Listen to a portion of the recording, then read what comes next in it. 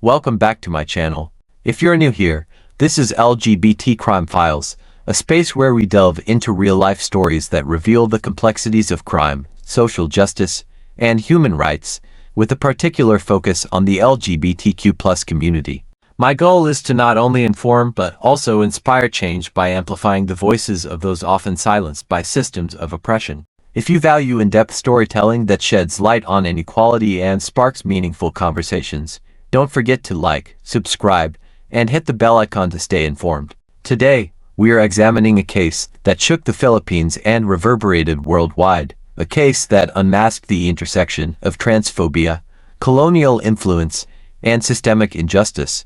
This is the story of Jennifer Laude, a transgender Filipina whose life, tragic death, and legacy continue to fuel the fight for LGBTQ+ rights and human dignity. Jennifer's story is not just about her death but also about her life, her dreams, her courage, and the indelible mark she left on the world. Let's begin. Jennifer Laude was born on August 4, 1988, in Leyte, a rural province in the central Philippines. Her early life was marked by the warmth of a close-knit family and the challenges of growing up in a conservative society. From a young age, Jennifer showed a fearless determination to live authentically, embracing her identity as a transgender woman despite societal expectations. Her family lovingly nicknamed her Ganda, a Filipino word meaning beautiful. It was a fitting name, as Jennifer radiated not only physical beauty but also kindness and charisma. Her mother, Yulita, often spoke of Jennifer's unyielding spirit and her devotion to family. Even in her teens, Jennifer took on responsibilities, helping her siblings and ensuring her family had a better life. Jennifer's vibrant personality and unwavering self-expression set her apart. She was unapologetically herself, even in the face of discrimination. In a world that often demanded conformity, Jennifer was a beacon of individuality and courage. As she grew older, Jennifer moved to Olongapo City, a bustling urban center with a vibrant nightlife.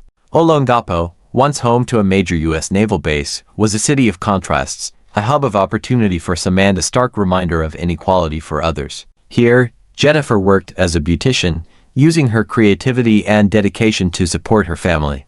She dreamed of opening her own salon, a vision that symbolized her desire for independence and success.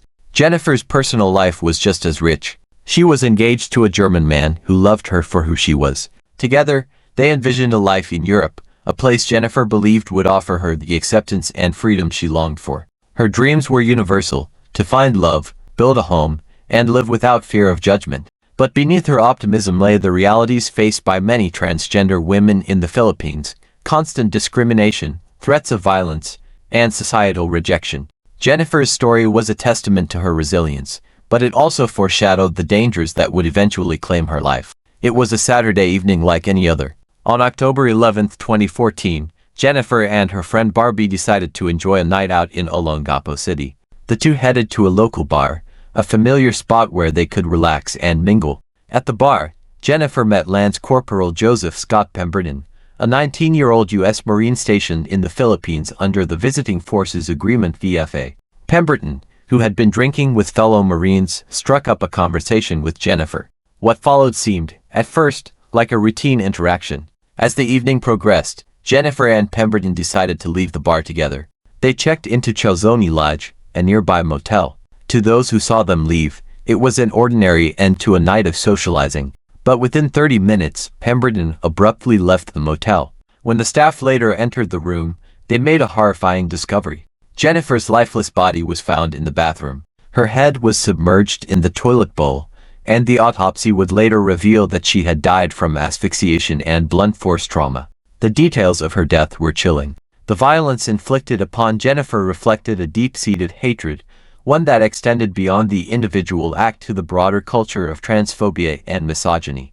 News of Jennifer's death spread quickly, sparking outrage across the Philippines and beyond. For the LGBTQ+ community, her murder was a painful reminder of the violence faced by transgender individuals. For many Filipinos, it was also a stark reflection of the unequal dynamics fostered by foreign military presence. Protests erupted nationwide. Activists held vigils, rallies, and marches, demanding justice for Jennifer and an end to the systemic injustices that allowed such crimes to persist. The hashtag Justice for Jennifer began trending, amplifying her story on a global scale. Pemberton was swiftly arrested and charged with murder. During the trial, his defense team employed the controversial trans panic defense, claiming that Pemberton had acted in a fit of rage upon discovering Jennifer was a transgender woman. This argument sought to justify violence by framing Jennifer's identity as deceptive, a narrative rooted in victim blaming and prejudice. In a landmark decision, the court rejected the trans panic defense but convicted Pemberton of homicide rather than murder, citing a lack of premeditation. He was sentenced to 6 to 12 years in prison and ordered to pay Jennifer's family over 4 million pesos in damages. The verdict was met with mixed reactions. While some saw it as a rare instance of accountability for a U.S. serviceman in the Philippines, others viewed the lesser charge as a failure to fully recognize the gravity of the crime. Jennifer's case brought renewed scrutiny to the Visiting Forces Agreement (VFA), a treaty that allowed U.S. military personnel to operate in the Philippines under special legal protections. Under the VFA, Pemberton was not detained in a Philippine prison but rather in a U.S.-controlled facility, sparking widespread criticism. For many Filipinos, the case highlighted lingering colonial power dynamics, where justice seemed to take a backseat to foreign relations. Jennifer's murder became a symbol of the broader struggle for Philippine sovereignty and the need to prioritize the rights of its citizens. In September 2020, then-President Rodrigo Duterte granted Pemberton an absolute pardon, effectively nullifying his remaining sentence. Duterte claimed the decision was made out of compassion, arguing that Pemberton had been treated unfairly. The pardon was a devastating blow to Jennifer's family and the LGBTQ community. Activists condemned the decision, calling it a betrayal of justice and a stark reminder of systemic inequalities. For many, it symbolized how political expediency often outweighed the pursuit of accountability.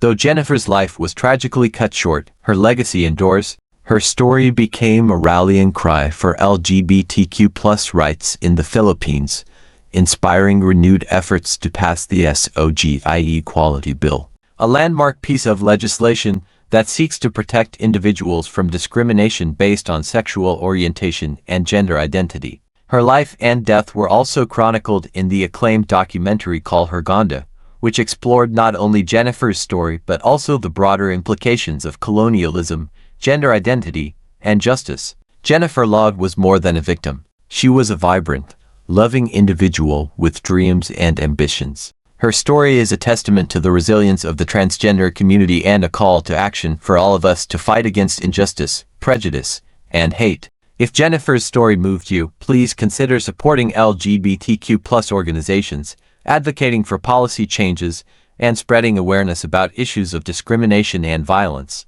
Together, we can honor her memory and work toward a world that values and protects everyone equally. Thank you for watching. Don't forget to like, subscribe, and share this video to help spread awareness.